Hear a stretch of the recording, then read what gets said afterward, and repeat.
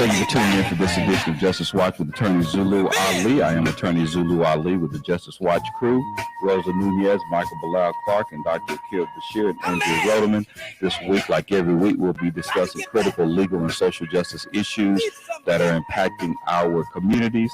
Today, we'll be talking about the African Americans and the Palestinian crisis. Is there really a connection? And also joining us in our discussion would be Brother Yusuf Barber. And thank you for joining us today in our discussion. Very welcome.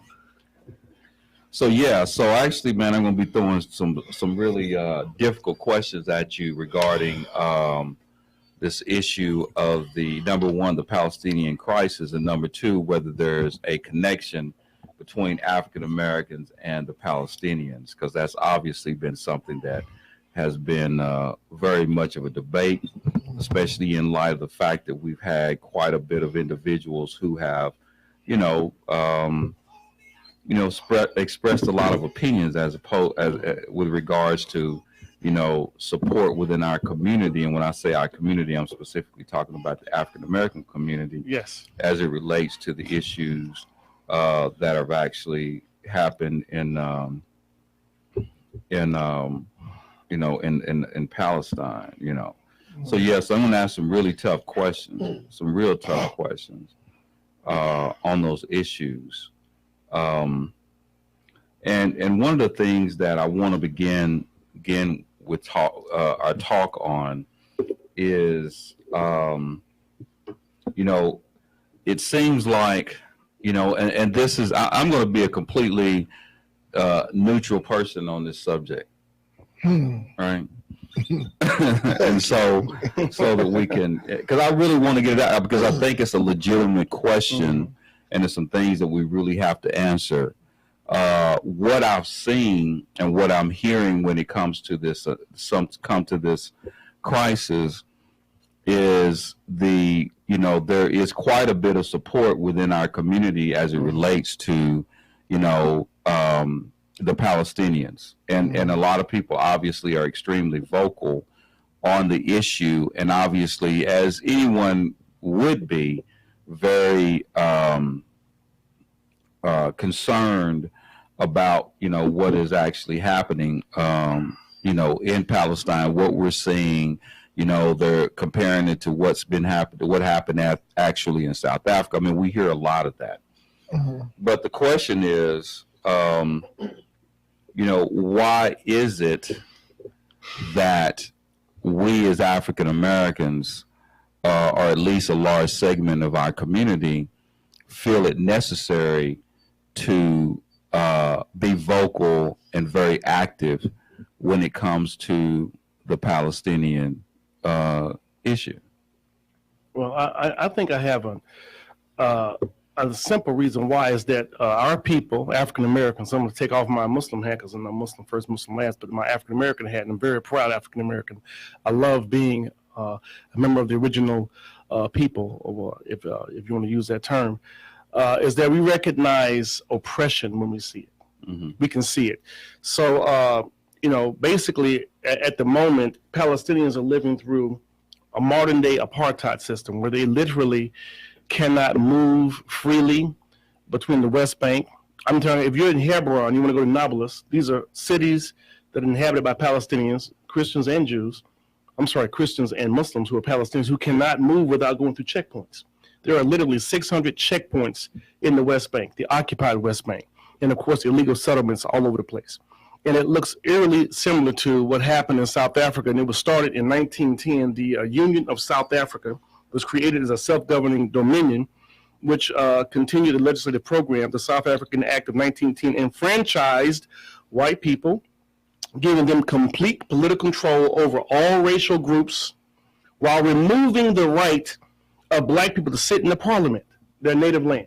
So it's eerily similar, and we can see that, we can recognize that. Now, apartheid continued until I think it fell in the early 1990s, or 1989 or 1990, and of course Nelson Mandela was elected in 1994, and Nelson Mandela himself was considered a terrorist. He was in prison on Robben Island for 27 years for his act of resistance. And we recognize the Palestinians are trying to resist. And by the way, under international law, an occupied people have the right to resist. People don't want to talk about that. So I think that's what we see. We see the parallels. Well, I mean, we do see the parallels, but the real question is, and I'm going to put it, out there, is that we see the parallels, but do they see the parallels? When you say they, so when I'm talking about, when we talk about the issue and I'm talking about the Arabs in general and the Palestinians specifically, when it comes to because we still are under apartheid. Okay. Yes. I mean, we got all the things that are going on in many African states. Mm-hmm. We got people suffering in Africa, people who are basically being, like, for example, all the hell that we're going through here in America. Mm-hmm. Mm-hmm. But when it comes to our hell, when it comes to the issue of black folks around the globe who are actually suffering in significant numbers, it doesn't get the press, right? Mm-hmm. But they're still dying in significant numbers. Correct. But where is the same love when it comes to, like, how many people did you know, how many African Americans that you know get on social media and get on different places and go off about the suffering of black folks around the globe? Yeah. Huh? I understand exactly what you're saying. Mm-hmm. The people coming out is not to the level or not to the extent that came out during the time that we continue or we going through, similar atrocities and things of that nature. Although it's on a different front. Okay. You don't see the magnitude of people coming out in support of African Americans. However, now that the script somewhat flipped, we see troves and troves of African Americans coming out basically to voice their opinions of what's going on right now. Yes. Now, I will say that there are some similarities in our plight. Whether or not the great majority see our plight, we can definitely see their plight. Okay.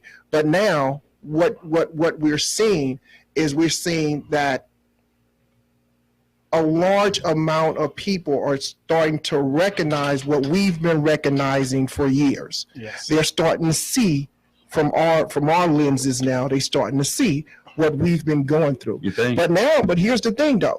Now, I think that is when I say it's on a different front, I'm saying the atrocities and things that's been perpetuated on them is in a massive, or it's I think it's more barbaric. I think it's more diabolical. Yes. Right? When we look at not to minimize any killing of any human life, you can't minimize that. But I'm saying on the scale in which they're being persecuted and they're being colonized. Now, if you go back in our history, we see that that's been perpetuated on us in South Africa and abroad for many years. Yes. However, nowadays inside of America, we see that the same enemy that is perpetuating it up on them is the same enemy that we've been fighting for years. Correct. And I'm going to tell you something. Here's the thing. And I think this is when you see that we're being put at odds at each other, I think it's by design as well.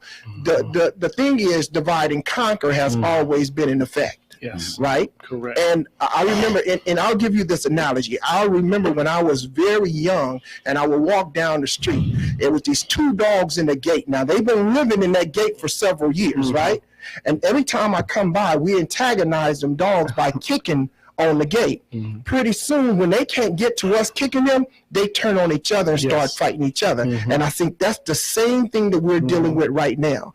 But I think I understand what you're saying, though. Well, so are you saying that basically that they suddenly realize that the plight is identical? Are you saying that now the Palestinian people now all of a sudden feel that the plight of Palestinian people are aligned with the plight of African American people? I think that they're beginning to see. I'm not saying they are. I think they're beginning to see. When you say they, who are they? Okay, now I want to give them specifics. When we talk about Palestinians or Arabs, and the overall Arab population has not really been very vocal in supporting our struggle as African Americans. However, Palestinians, who have always been considered the second class or the lower class of Arab society, even to this day, that's why sometimes, they're not allowed to go to certain Arab countries to live, because they consider them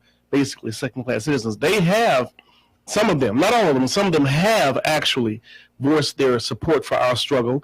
I've seen them evoke Malcolm X many times in the past. In the 19, I remember seeing a Palestinian guy ringing Malcolm X. How do you know about Malcolm X? Oh, because he's fighting the same people who are oppressing us. I'm like, oh, okay, I see. Yeah, and you're right. I mean, I was like, okay, that's interesting, and that's good that you understand this. So when it comes to that, and then also Libya, Muammar Gaddafi, rahmallah, he supported African American struggle here. We know about that. How many billions of dollars he gave to Farrakhan, and the U.S. blocked it. Remember, in the early 1990s, he recognized the struggle. He's only, one Arab leader, but again, some of them have, most of them have not. But now, as Bilal, as Michael's talking about, is that now that social media has amplified, you can see amplified their struggle. Their struggle. Yeah, that's right. They've always been very vocal about the struggle of Palestinian people. I mean, the issue that's been going on with Palestine has been an issue that's been going on for decades. 75 years. So the thing is that basically they've been talking about that situation, for years. When you talk about many of the organizations, and many of these organizations that are supposed to be for Muslim people, will actually I know of many different times that they will go out and they will act like that the Palestinians will yell because they're Muslim. Right, but the thing is that there's a lot of Muslims that all Muslims aren't just Palestinian. Muslims are not just Egyptians, Libyans, and all these other individuals. Let it be a majority black country, or let it be an African American Muslim, and see how many times these organizations will come out and deal with that situation. They're not. Watch and see if a Palestinian sister's walking through the mall and gets her hijab snatched from her. Everybody in the community is going to come out and act like this is a Muslim issue. But let an African-American sister get her hijab snatched and call one of them organizations and see what happens. So this is the thing, is that basically Allah subhanahu wa ta'ala says that that he will not change the conditions of the people until they change themselves. Correct. And that's the same thing, the same type of discrimination that goes on in the dunya, it goes on in the community. And nobody really addresses that. Correct. Right? You would think go to one of these organizations and go to one of these banquets. You know what I'm saying? Yes. And see who they talk, and we get on a bandwagon like, okay, it's those people are, we're doing something that's going to only address the plight of people within the they make it a problem. Right? But then when it comes to the situations, let you have a problem and go to one of those organizations, and I know exactly what's going to happen. Right? And then when you look like, and then the thing about it is that basically, even I heard Siraj Wahaj talk about the fact that the way that they addressed him is him not being a real Muslim. Right, and we know he's a pillar of the community. Absolutely, but they feel like they have a monopoly on the deen. Exactly. Yeah, and that's what I'm saying. I'm saying that basically, I understand the intensity and the being upset about really what's happening. Within. I mean, even within our own community, the way that we act like sometimes. That once we get to a certain point, we actually buy into that. And then when we talk about the history of the slave trade, they got down, man. They were enslaving people at the same number. When you're talking about, you're talking about 11 million over here at the transatlantic slave trade. You're talking about another 11 million when it comes to the Arab slave trade.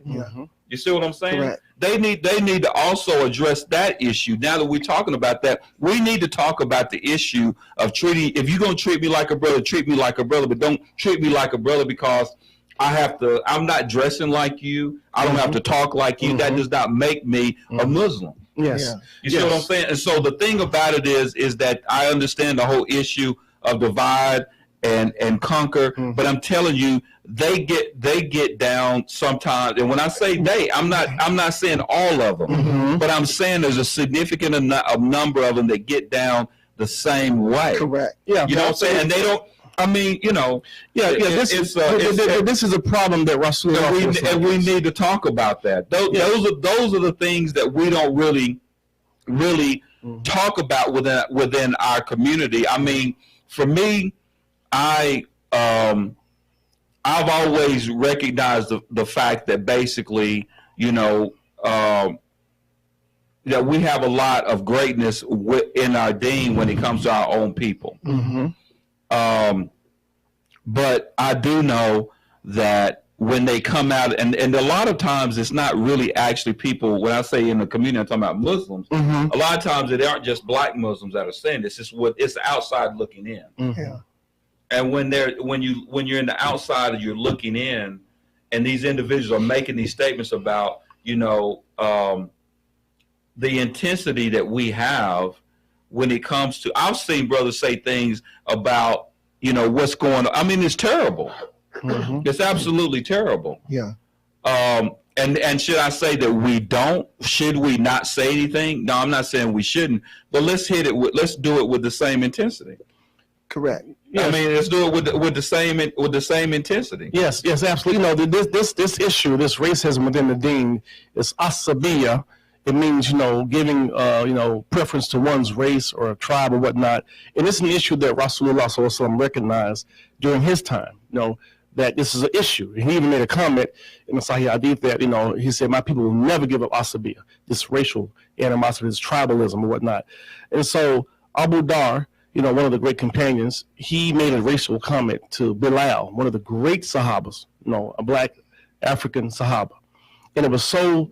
It was something about your son of a black mother or something like that, and it was so hurtful that Bilal came to Rasulullah, and Rasulullah was so upset with him that when he put out that he was upset with Abu Dar, and so Abu Dar found out he went to the Rasul, he wouldn't even give him salams back. He refused to return. He said, "You still suffer from jahiliyyah, from days of ignorance, right?" And he corrected him, and Abu Dar was so, you know, because he had iman. He realized he was in the wrong and that he had some stuff he had to, you know, purify in his heart with this racial asabiya, that he asked Bilal to put his foot on his head.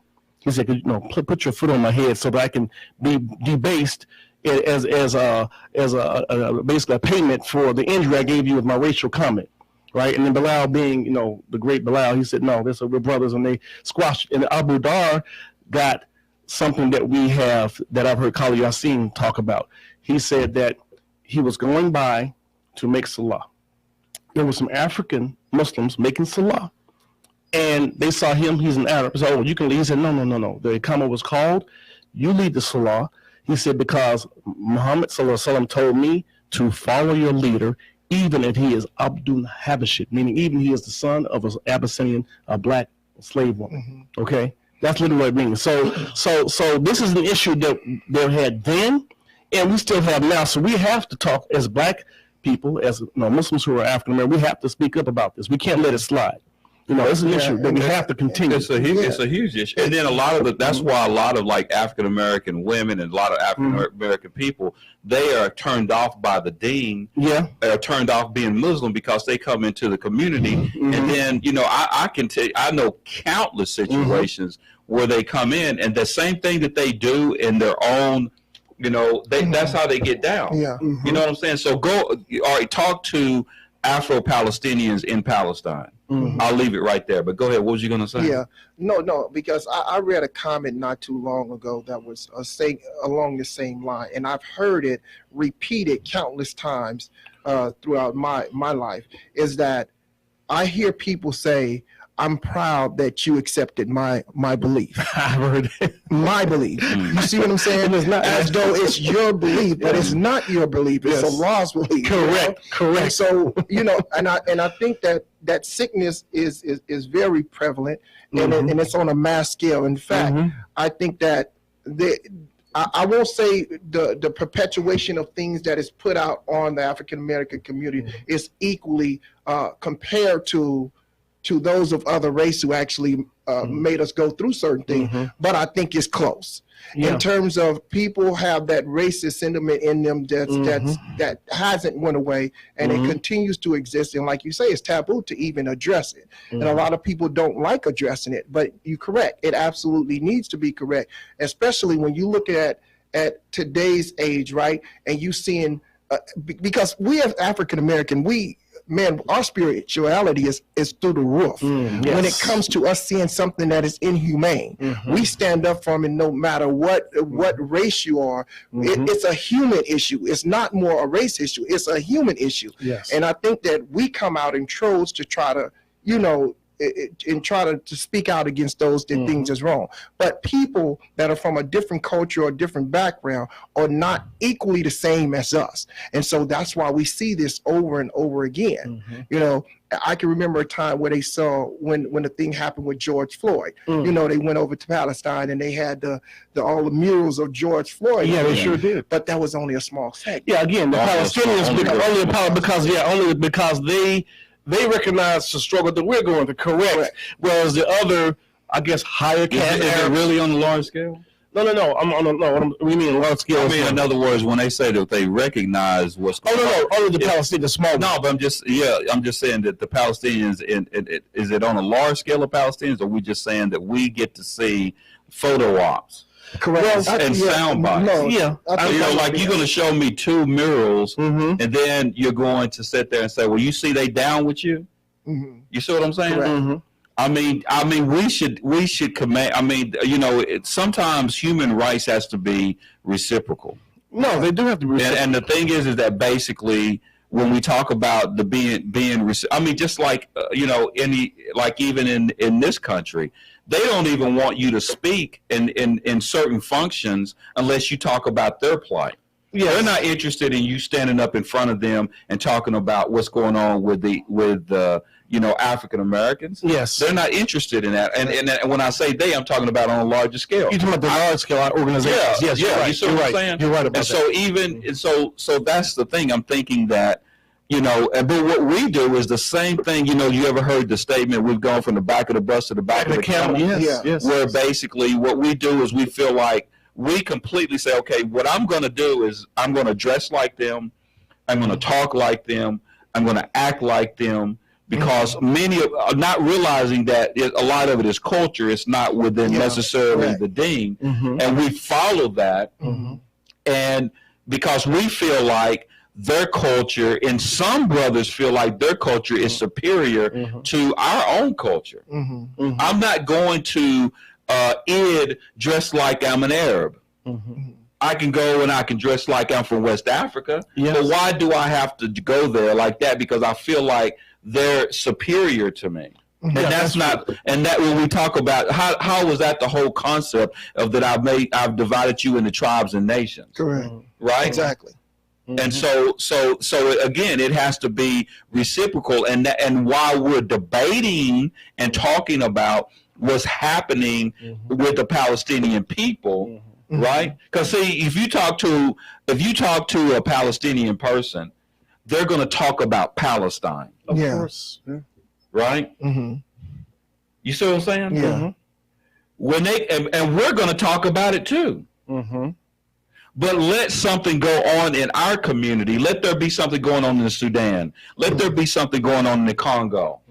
Right? How many times are they going to change? Yeah, you don't. You see what I'm saying? Yeah, because you don't see it, and we know for many years, things have been going on in the Sudan and the Congos and abroad, and no one has ever come out and protest against that. Yeah, I've never seen protests. And here's the thing, and we know that the same people, like I said earlier, that is perpetuating them on the Palestinians is the same people that has their hands in over there. But we don't see these large protests, and that's been going on for years. Yeah, it has been. Yeah, the best. You're right. The best I've seen is they'll make a dua for Central African Republic. Yeah, that's the best I've seen. I haven't seen any protests. But I will say, and I can't speak for it broad, but I will say this because I've encountered quite a few Palestinians. But younger generations, and I will say that the dynamics in their mind, you know, are totally different than those old school. Yeah, you know, right. I will say it is changing. What is this? The Gen Z or Gen Z? something else? You know, Gen Z. but I think that it's changing in their mind as far as like how they see it,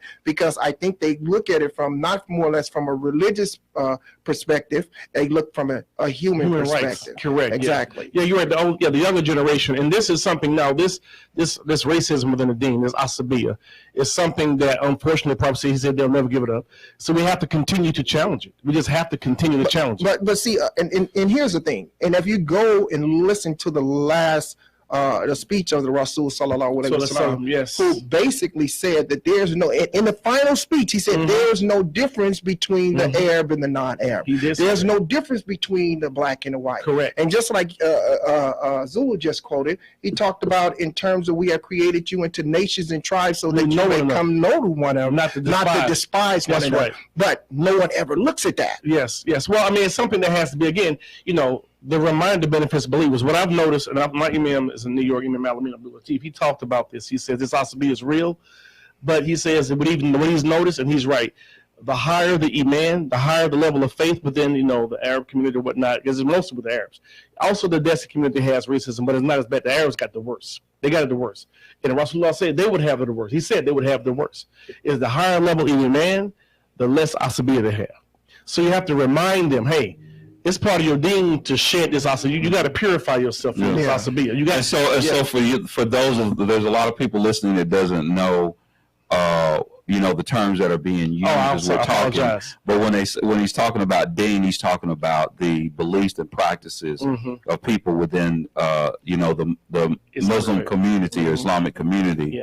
Yeah. And also when he talks about things like asabiyyah and those sort of things, he's talking about things that are, you know, right. Yeah. And so, you know, so that you will understand. Yeah, I had to translate. That's right. Yeah. Right. And iman means faith. The higher the level of faith, the less racism, the less tribalism you'll have. And this is why it's important for us African American Muslims to remind our brethren who are of the, you know, of the Arab persuasion, and sometimes the Desi persuasion, the subcontinent, mostly though from the Arab. The worst asabi is from the Arab community. Yeah. Without a doubt. And you have to, and when I notice, when I remind them, I mean, I give salams one time at a, you know, masjid in Orange County, mostly Arab.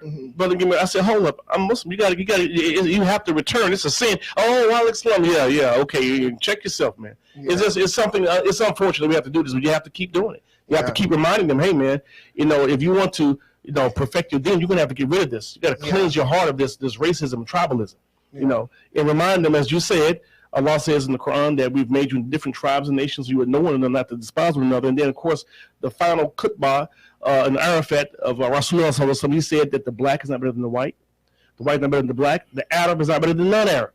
He says you're only better in taqwa. In other words, the more that you fear God, the more that's what taqwa means, the fear and reverence of God, and the more that you hold fast. No, this is what makes you better. Yeah. Okay, so this you got to remind them. And when I notice every time I've run across it in my 33 years being Muslim, I've run across it many times, and I correct them with this, and they'll say, "Okay, brother, Alson, please forgive me." I mean, this is what I get because I'm hitting them straight. Yeah, you know, to the heart. I think we're at a point where I mean, it's of course it's not going to end overnight. No, but I think that you know, our best form of dawah, our best form of giving this is in terms of what we do. You know, we can talk about it. We can talk about it because it needs to be talked about. It has to be. But we can't allow ourselves to kind of venture off and have that hate.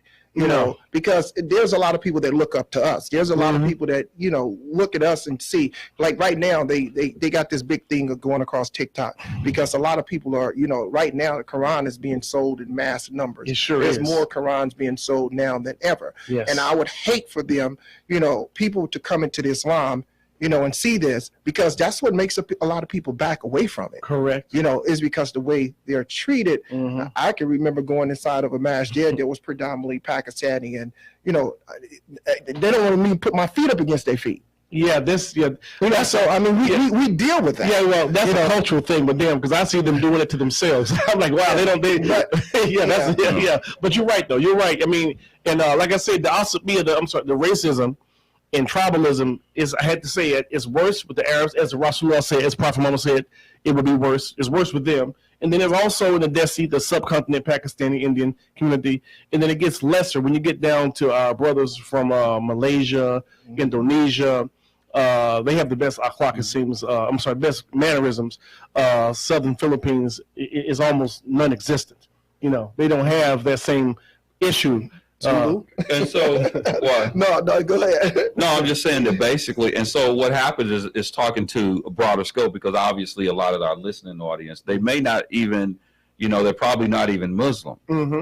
A lot of them are. So I'm just talking from a broad scope that basically the concern for humanity is the concern for humanity, you know, about, you know, in a broader scope. Mm-hmm. Yes. And then when we talk about the concern, it's just not Muslim African Americans that, and maybe there's a lot of Muslim African Americans who may not necessarily be as concerned, but there's a lot out there and there's a lot of questions. Mm-hmm. And it is something that, and because there's Palestinians that are Christian as well. Correct. But see, when they don't differentiate, when they go out and they start talk about the Palestinians, they're talking about Palestinians as a race of people. Mm-hmm. So when we're sitting here, we're talking about the whole idea of the deen. When they go out and they make these arguments, they're beyond, just like the Jews.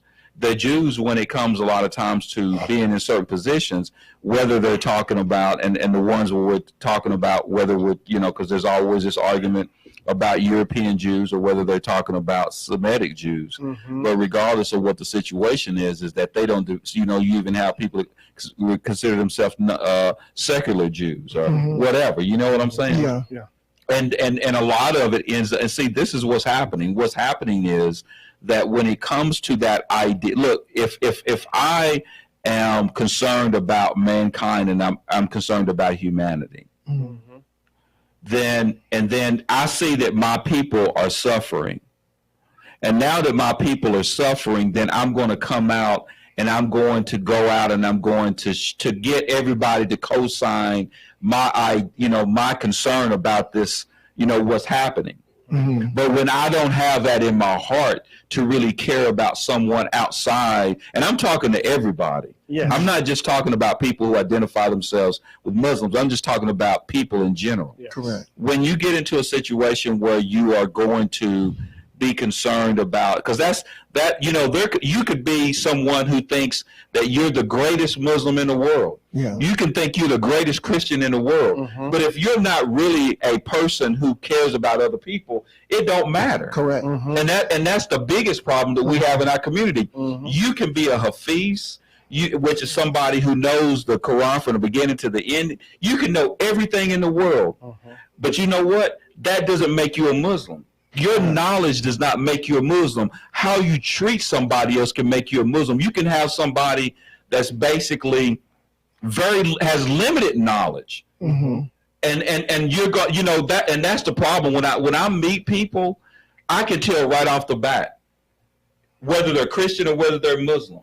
Right. So don't come talking about, you know, whatever. Show, you know, it's how you treat your fellow man is mm-hmm. what's going to make you a godly man. Exactly. How you treat people is what's going to make you a godly man. Because there's some god awful people who know everything about the Bible, everything about the Quran, mm-hmm. and everything about the Torah, who are terrible, terrible, terrible people. Yeah. And like you know, there was a khutbah where the Prophet himself said, out of every 1,000 of you, mm-hmm. 999 of you will go to hell. Yes, mm-hmm. yes. And you know who he's talking about? He's talking about the ones who got their pants up, who basically got throbes on, mm-hmm. who salam alaikum. You know what I'm saying? Yeah. And treat people like boo-boo. Yeah. You see what I'm saying? Correct. And I would rather be around someone who is going to be, and that's where the humanity comes in. And that's why we see what's going on with like, okay, we got all this stuff going down in Palestine. But yeah, you need to with that same intensity, you need to be concerned about all of mankind. Correct. Yeah, this is right. And what you're talking about is akhlaq, which is an Arabic term meaning your character. Your character. And Rasulullah said that besides the shahada, the heaviest on the scales there is akhlaq, having good character. And people who look, you see a humble Muslim. Mm-hmm. Yeah. He's humble. Mm-hmm. He cares about people. Mm-hmm. He gives to people. Yeah. He does all those sort of things. He's humble, but no. How many do you see that? Some people believe they take their knowledge and feel like they're better than other people. Yeah, they lord it over them. Yeah, You see what I'm saying? Mm-hmm. I can tell you, right? Some people, they can't even help it because God has put a heart over their seal, a seal over their heart and over their mind. But just because they're in the masjid every day and they're praying every day and they treat everybody bad, but you could have somebody who doesn't do that every day and they treat somebody well. Correct. They treat people good. They're humble, right? Those are the people that are godly. You see it in them. Yeah, this is correct. You know, we have a hadith from Rasulullah mentioning what you said. There was a woman who did all the prayers, the 5 plus extra, plus she fasted extra. She did extra above and beyond. And Rasulullah said she's going to the fire. And the reason why is because she was very mean and nasty to her neighbors. Yeah. We got a lot of people. She was very mean and nasty. You got a lot of arrogant, mean, and nasty, narcissistic people. Correct. And all of them. You know, Correct. I can tell you that. You don't say and that's how you give dawah. Yeah. Mm-hmm. You don't give dawah by saying. I mean, you could be someone who, the people who impressed me the most in my journey know very little about the deen. Yeah. It's how you treat somebody, because it's like, why would I want to be a Muslim when I'm arrogant, I'm materialistic, I'm mean, I don't care about nobody but my people. You know, what does that mean? Yeah. You see what I'm saying? Now you want to know why there's a problem. You want to know why people are second guessing and questioning why should I co-sign this situation when we've been going through heck for so long? You know what I'm saying? Yeah. Let those same people look on television and watch someone lose their life, right? Yeah. Right on television, and see what happens. Yes. You know, I was, like I told you, I look at a lot of TikTok. And one of the things that they're doing on TikTok right now is there's a lot of shahadas being given on TikTok. Yes. And they ask some of the people before they take shahada what basically brought them to Islam. And they talked about all of the atrocities that they see over in Palestine. And it wasn't because of the way they look. All of them basically said it was a people that could lose their siblings and not curse their enemy, but say all praise is due to Allah. They're going to a better place. Let's continue to move forward. Let's continue to do, to do what's right. So it was their taqwa. It was their faith in God. It wasn't because of the color. It was just their faith. Yes. And I think that's what you allude to when it comes down to your faith, your heart. Yes. Not so much because, like you say, people can quote all the Quran in the world. People can quote all the Hadith in the world. But at the end of the day, it boils down to your heart. It boils down to your humanity. Yes. And global humanity, not humanity just because you're a particular race. Because some people are not going to come out when they see the African American get slayed in the street.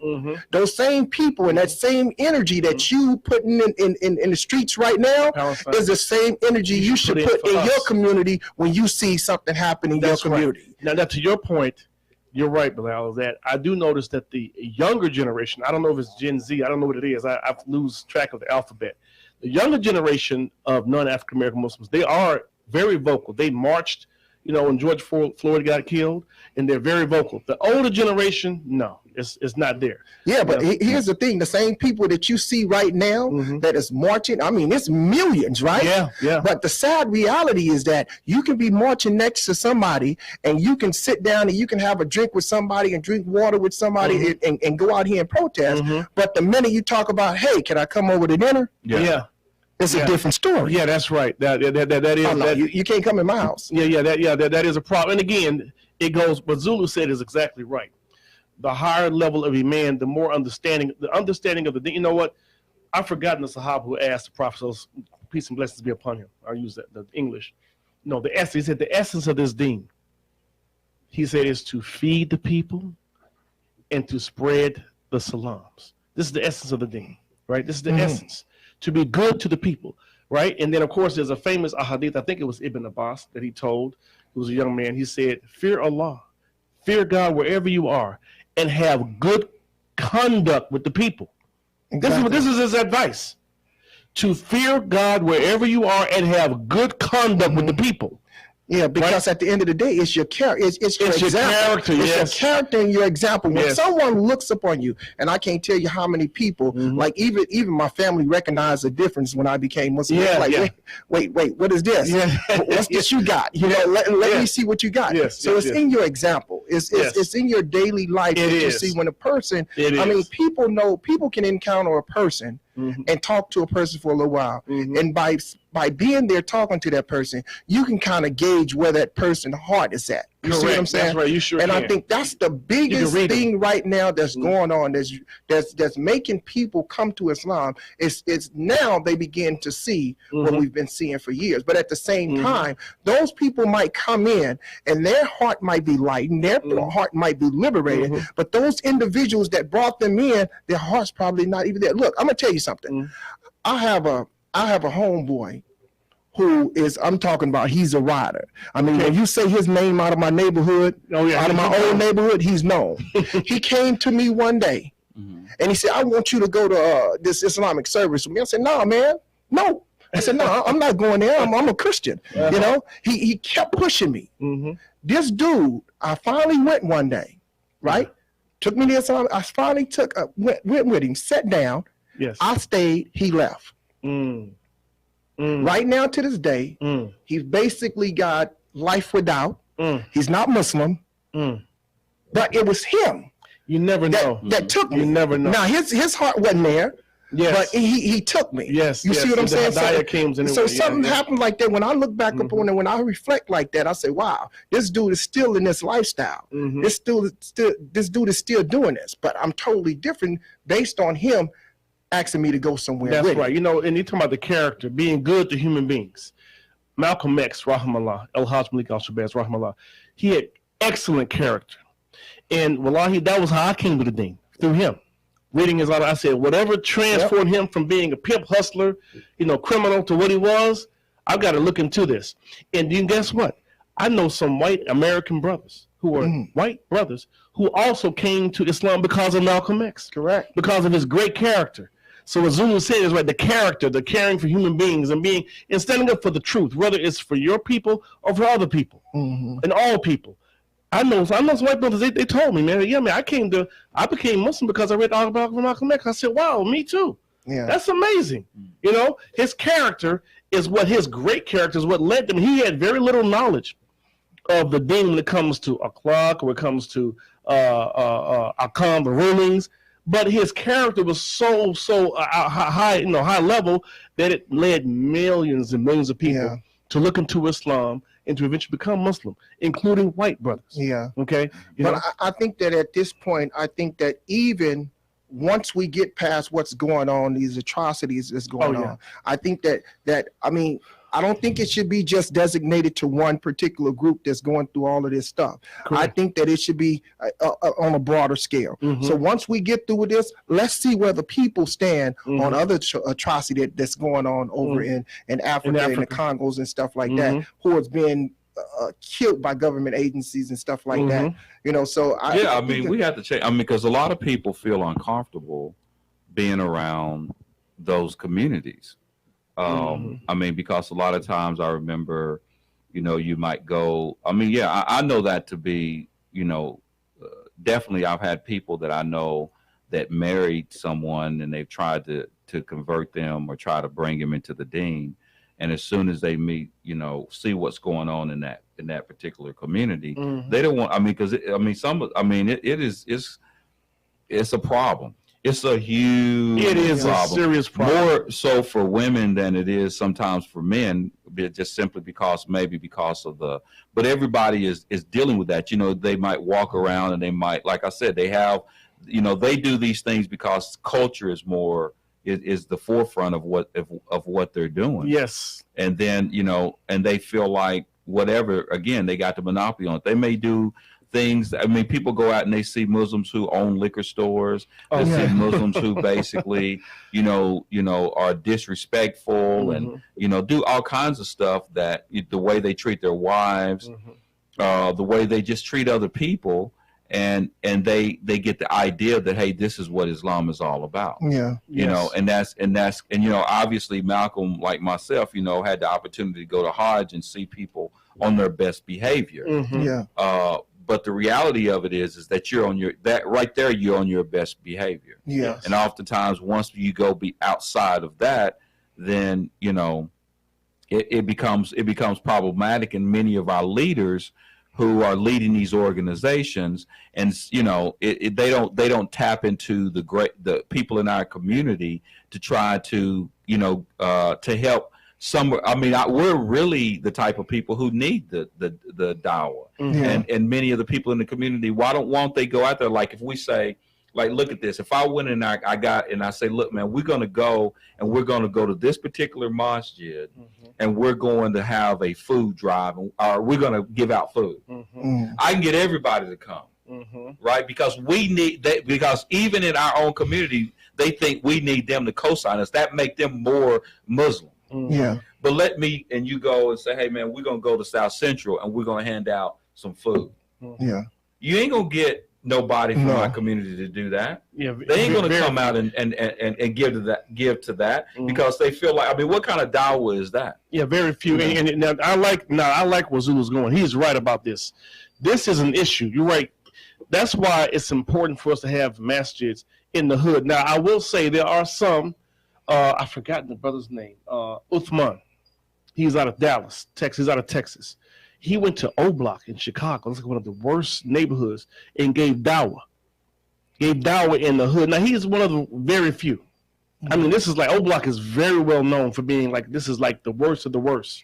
It's like, I mean, people don't survive there very long, right? It's like South Central or even worse. And I saw a video on TikTok of people from the hood, they got their dreads, their box, and they making salah, man. And the people leading are other, people from O Block, and this is because their brother Uthman, he's not Arab, I think he's Pakistani, I believe. But he's like, he was born here. Again, he's not we call this a second generation immigrant. I think he was born here because he didn't have an accent. And he said, I'm going here to give dawah where it's needed in the hood, and he was successful. He had like 30 people who were from the hood in Chicago, accepting Islam, leading, and they led their own salah. So this is something that you're right. Zulu's right. You don't see that really very often. It's rare. Yeah, and I just think those people who are listeners understand that Islam is perfect. Man, it's not. That's right. And as long as you keep that in mind when you go through this, just like any belief system that you had, whether in any culture you have, in any political arena you have, you're going to have those people who actually stand on humanity. You have those people who stand on faith and good character and good morals and all of that stuff. And just keep that in mind, that man has the flaw, not that belief system, So always keep that in mind when you're moving forward, and even if you want to study about Islam, just understand that. Because if you don't go in with that mindset and you encounter something, you automatically judge the whole belief system. And I mean, we seeing that right now, where we saying that, and I think a lot of people are saying that, Islam is like this, they this way, they're that way, but now they're starting to realize that not everybody is the people that need the dawah is the people who call themselves Muslim. Yes, well, they need to be reminded. They need more dawah than anybody else. Yeah, they need to be reminded. And then those are the people that basically, it's like, it's hard, man, sometimes, getting down with some of the, we got really great, like, I go to a masjid that's predominantly African American. There's not very many of us in the masjid. You know what I mean? But the thing that we have that a lot of other masjids don't have is they're genuine. They're real. It's not you're going in there to floss and let somebody. I mean, it doesn't. And because these people may not have been necessarily, we get to this thing where we want to feel like we're more Muslim. And we want to feel like more Muslim so that we can be more Arab. Yeah. You know what I mean? Got it. And that's a lot of times that tend, and then when you bring and that you lose people. The first thing they do when they get a brother that's who wants to become a Muslim, we throw things on them. Mm-hmm. How you need to wear this, or you need to do that, or you need to say that, or you need to, Yeah. so you get so into the rituals that you don't think about the most important part is what is basically whether you're a good person or not. And that's a problem, man. Yeah. That's a huge problem. Yes. Because I know that I specifically, when I deal with people and I talk to them about it, I'm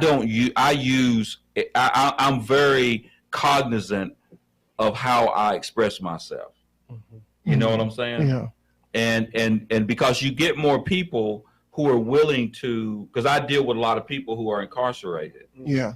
And when I'm dealing with those people and I'm trying to give them an option, I'm giving them an option from the perspective that is not trying to say that you have to be an Arab. Mm-hmm. I'm going to change you into an Arab, right? Mm-hmm. And unless you're an Arab, then basically, and I'm going to feed you part of that culture, and then I'm going to, like it's a gang. It's the rituals, Exactly.